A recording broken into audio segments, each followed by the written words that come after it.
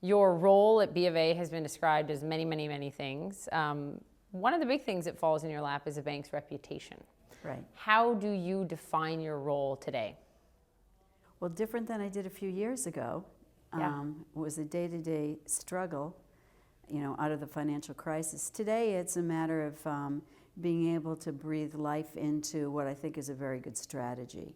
And that is this whole concept of responsible growth. The idea that responsible growth is not boring.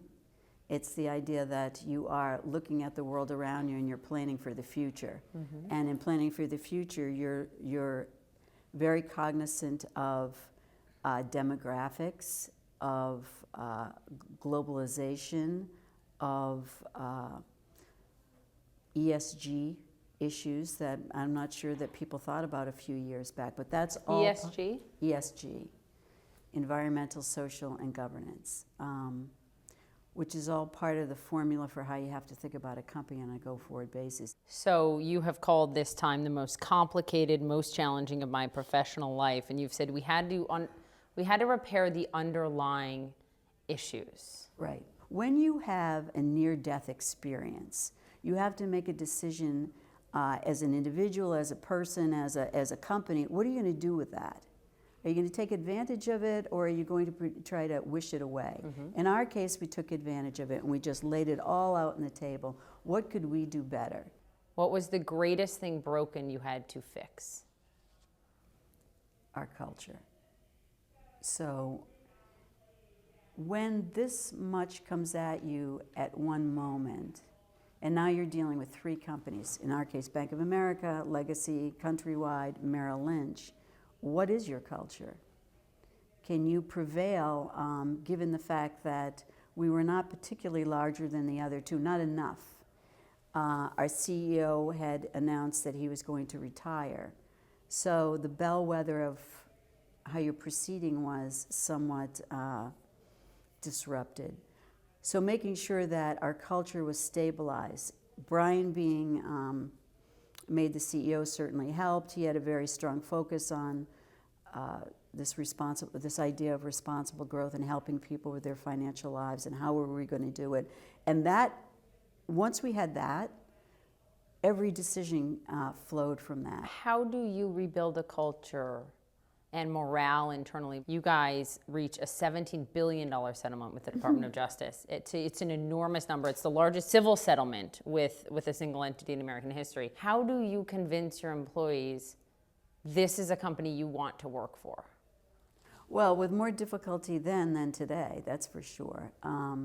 But I do think every move we were making was pretty transparent. So we weren't trying to hide anything. We talked about the company having to reset its compass. We talked about what was important. We talked about seeking to settle where we felt we needed to so that the company could move on. And arguing who was to blame was no longer an option.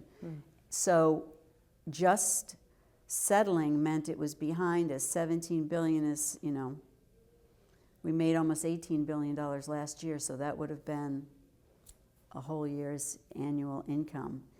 And it was more than that for most of the years that we're talking about. But it was then behind us. And actually, that was the biggest hurdle. Once we were through that, we really were able to set the ship right, I think. 40% of the bank's management team women, 30% on the board women.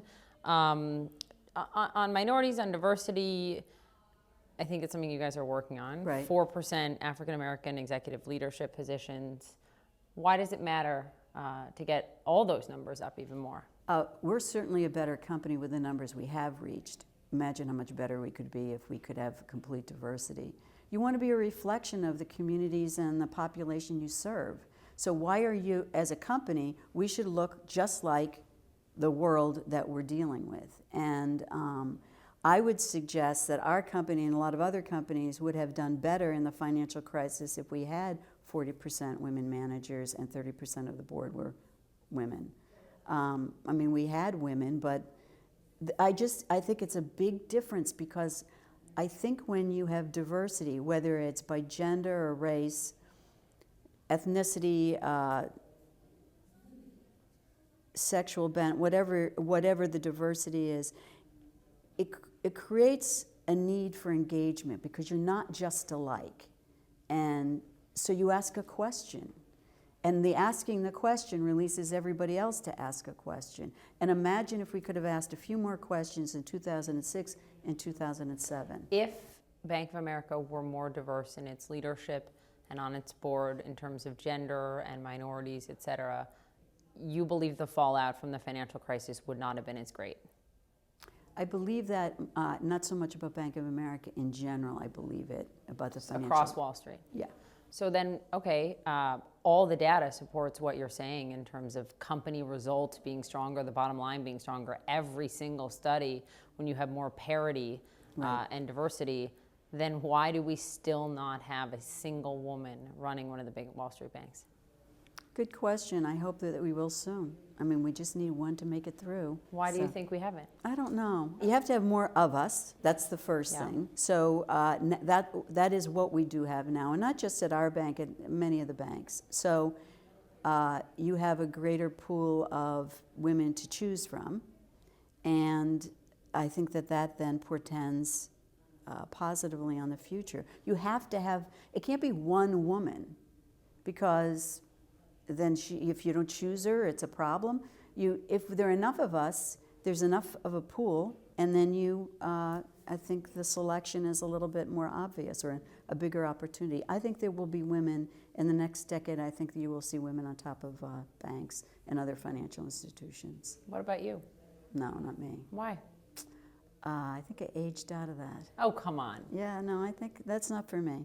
It's not my thing. I could have, if I wanted to be a CEO, I would have gone into something else, a different kind of company, not a bank.